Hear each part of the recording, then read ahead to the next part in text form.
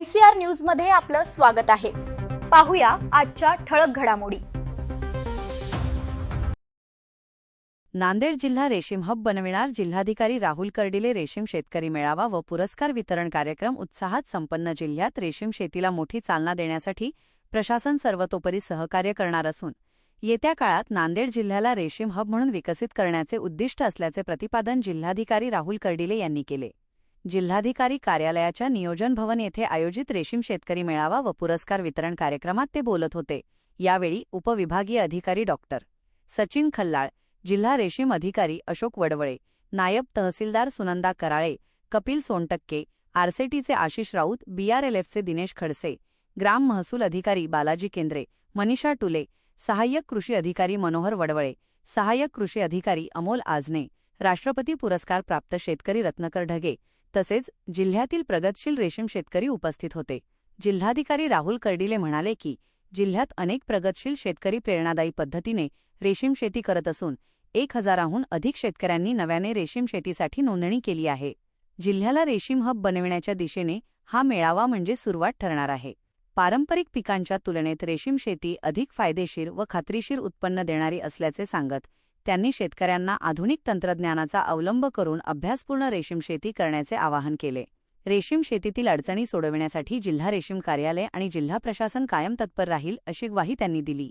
या डेमो प्रकल्प उभारणे, चौकी व नर्सरी विकासाला चालना देणे, शेतकऱ्यांना प्रोत्साहन देणे आणि गावभेटी दरम्यान रेशीम उत्पादक शेतकऱ्यांशी प्रत्यक्ष संवाद साधणे आणि रेशीम शेतीला प्रोत्साहन देण्यासाठी पुढील काळात माझा मुक्काम, रेशीम शेतकरी यांच्या घरी करणे अशा विविध उपक्रमांवर भर दिला जाणार असल्याचे त्यांनी सांगितले। सध्या पेरणीचे दिवस असून पाऊस सुरू असून सुद्धा जिल्ह्यातील 400 ते 450 शेतकरी उपस्थित असल्याबद्दल जिल्हाधिकारी यांनी सर्वांचे आभार मानले। पूर्वी रेशीम उत्पादकांसाठी बाजारपेठेची मर्यादा होती, मात्र आता बीड आणि जालना येथे बाजारपेठ उपलब्ध झाल्यामुळे शेतकऱ्यांनी आर्थिक उन्नतीसाठी रेशीम शेतीकडे वळावे असे आवाहनही त्यांनी केले। या कार्यक्रमात किनवट येथील 10 शेतकऱ्यांना त्यांच्या हस्ते प्रातिनिधिक स्वरूपात पूर्वसंमती प्रमाणपत्र देण्यात आले। कार्यक्रमात प्रगतशील रेशीम शेतकऱ्यांनी आपले अनुभव मांडले। या कार्यक्रमात जिल्ह्यात प्रथम पुरस्कार दाजीराव शिंदे, जोमेगाव, तालुका लोहा यांना देण्यात आला असून त्यांनी एका वर्षात 7 लाख रुपयांपेक्षा जास्त उत्पन्न घेतले आहे।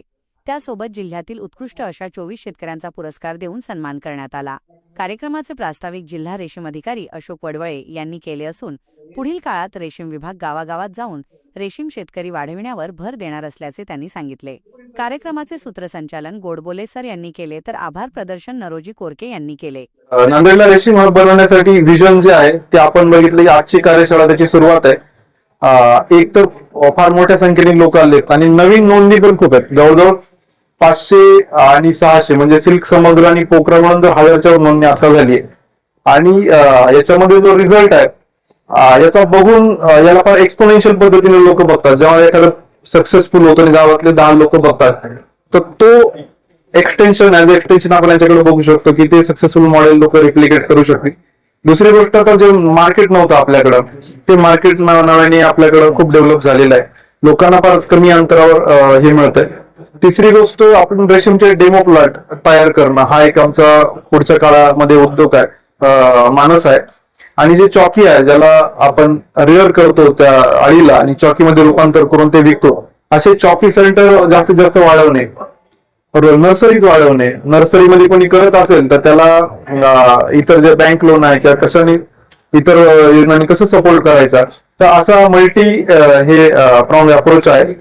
आणि जेव्हा आम्ही मुक्काम करतो, गाव मुक्काम करतो, गाव भेटी देतो, तर रेशीम शेतकऱ्याकडे मुक्काम करण्याचा माझा मानस आहे। पुढच्या 15 दिवसामध्ये आम्ही प्लॅन करू जेणेकरून मेसेज देईल, त्याला एक मेसेज जाईल की रेशीम शेतीला जी प्रतिष्ठा आहे आणि जो भविष्यात स्कोप आहे हा थोडासा अधोरेखित होईल।